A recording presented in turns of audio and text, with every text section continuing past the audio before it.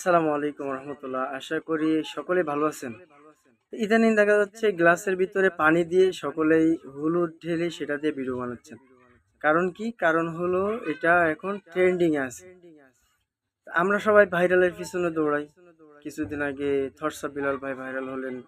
তারপর তাকে নিয়ে কেউ ভালো ভিডিও বানায়, কেউ রোস্টিং ভিডিও বানায়, কেউ খারাপ বলে। নানান বিষয় আছে। একটা মানুষের ভিতরে বিভিন্ন বিষয় থাকতে পারে। তো দেখুন, একটা খাদ্যদ্রব্য নিয়ে আপনি ভিডিও বানায় ট্রেন্ডিং এ গেলেন, ঠিক আছে, কিন্তু দেখুন কোটি কোটি মানুষ যারা মনিটাইজ পাইছে তারা ভিডিও বানাচ্ছে, যারা মনিটাইজ পায় না তারাও ভিডিও বানাচ্ছে।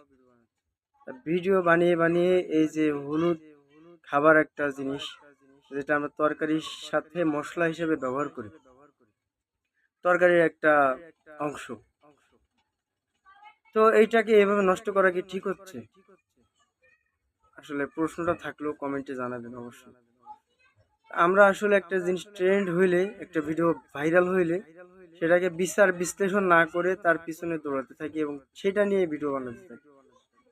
সেটার সাইড ইফেক্টটা আমরা একটু চিন্তা ভাবনা করি না।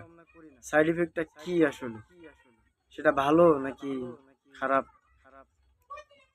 তো আমার কথায় ভুল ত্রুটি থাকলে সেটাও বলে দিতে পারবেন কমেন্ট বক্সে। কমেন্ট বক্স তো খোলাই আছে। আমার একটাই কথা, সেটা হলো খাদ্যদ্রব্য নিয়ে এটা করা আসলে কতটা যৌক্তিক হয়েছে আমি বলতে পারতেছি না এখন। আপনারাই বলবেন।